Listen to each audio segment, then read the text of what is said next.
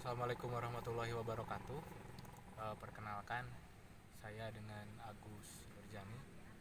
Kali ini saya sedang berada di kebun Gustafi, miliknya Bapak Wawan. Ini di daerah Kecamatan Lancabali, Desa Alamenda. Nah, kesempatan kali ini saya ingin membahas sedikit mengenai karakter dari Gustafi. Nah, Gustafi ini tomat baru dari cap panah merah. Kalau bapak-bapak sebelumnya mengenal Servo, mengenal Betavilla, nah ini Gustafi tomat baru, kita baru keluarkan di tahun 2019. Nah, saya ingin membahas dari awal sebetulnya. Kalau misalkan melihat Gustafi memang berbeda dengan Servo dan Betavilla. Kalau dilihat mungkin di kemasannya ada tulisan primate. Memang Gustafi ini, khusus tomat Gustafi ini diberi perlakuan priming. Jadi daya tumbuhnya ini lebih serempak, lebih seragam, dan lebih cepat. Jadi kalau menyemai, ini salah satu titik krusialnya di awal menyemai Gustafi. Kalau biasanya menyemai tomat lain ketika ditutup dibuka di usia HSS-nya 5 hari atau 6 hari atau 4 hari. Nah, Gustafi ini di usia 2 hari 3 hari sudah harus mulai dibuka karena tumbuhnya lebih cepat dibandingkan dengan tomat yang lainnya. Nah, itu dari persemaian, karena ini titik kritis juga. Nah, kalau misalkan telat bukanya, nanti takutnya si benihnya udah nempel ke penutupnya, jadi kurang bagus. Nah, selanjutnya di lahannya, mengenai karakter Gustafi ini bisa dilihat keunggulannya, ada beberapa keunggulan. Salah satunya ini tahan virus, ketahanan virusnya sangat bagus, jadi cocok kalau di dataran rendah yang serangan virusnya tinggi, ini cocok juga Gustafi.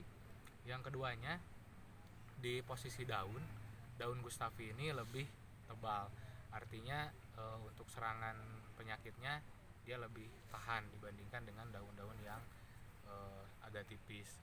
Nah, yang ketiga itu di ketahanan layunya. Gustafi ini cukup luar biasa di ketahanan layunya. Oleh karena itu, kalau misalkan bapak-bapak tanamnya di wilayah sawah atau di musim hujan, itu masih bisa ditanam. Jadi Gustafi ini justru lebih bagus kalau di lahan yang agak basah.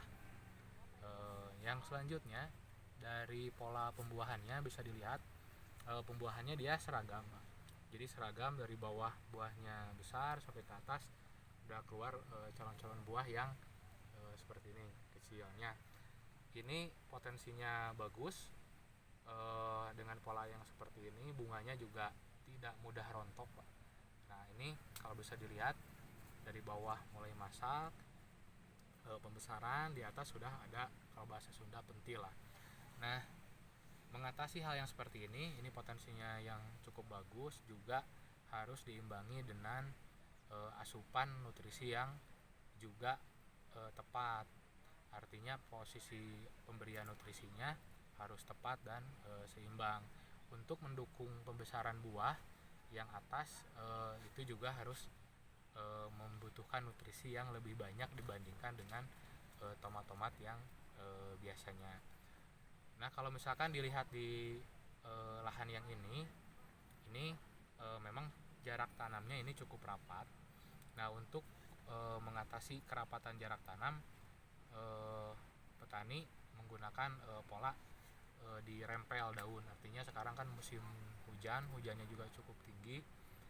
Untuk mengurangi serangan terhadap daun, artinya lahannya juga agar tidak terlalu lembab, makanya dilakukan perempelan daun-daun bawah dan tunas, sehingga cuman meskipun dirempel di bawah, calon-calon bunga di atas, tunas-tunas baru ini juga sudah mulai keluar. Jadi kesimpulannya, untuk yang perlakuan di tomat Gustafi, salah satu kunci suksesnya adalah dalam pemberian pupuk.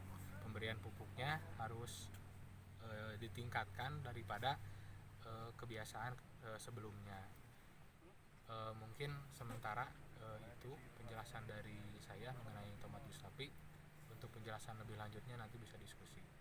kasih. Assalamualaikum warahmatullahi wabarakatuh.